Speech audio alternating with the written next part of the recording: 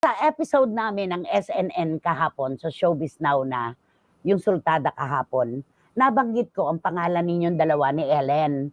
Tungkol sa Actually, Nay, hiwalayan. puputulang kita dyan kasi kahit na hindi mo tanong sa akin yan, magsasalita sana ako eh. Oo, Kilala mo naman ako.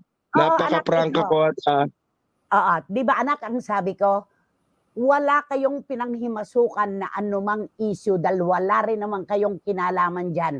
Ipinagtanggol ko kayo, anak. Gaano katotoo na tumakbo sa inyong bahay si Sara Labati, duguan, black and blue, humingi ng tulong sa inyo ni Ellen Adarna? Go, anak. okay, Nay, ito gusto ko sana i-clear out talaga yan kasi Yes. actually Thank you. medyo it didn't sit well with me, Nay, no? Perfect timing talaga. Talagang dapat talaga mangyari tong interview natin kasi kaming mag-asawa, nakahiga kami sa kama at napanood namin yan this morning lang. Sabi ko, oh, eksakto.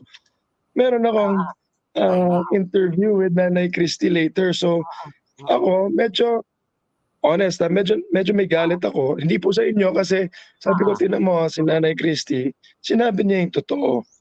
Hindi pumunta po dito si Sara pa duguan. Kasi kung duguan siya pumunta dito, ako mismo pupunta doon sa bahay ni Richard at kakausapin ko siya. Hindi ko siya kilala masyado, pero hindi ako naniniwala sa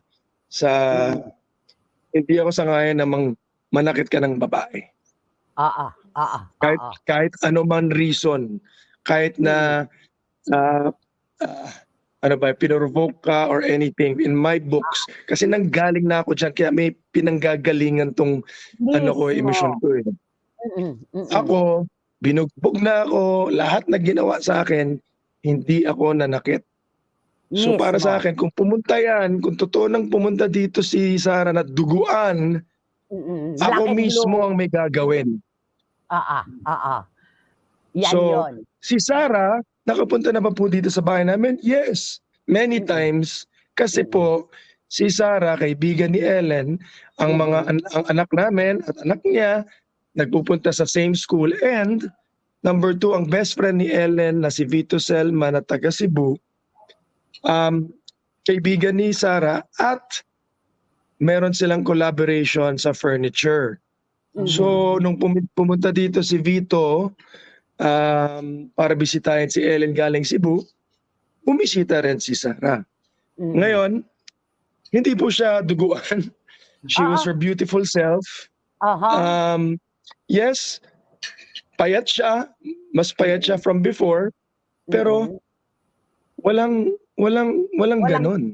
Walang kahit ano. At hindi totoong tumakbo sa bahay ninyo. Yun ang issue, di ba? Hindi po. Walang katotohanan yan.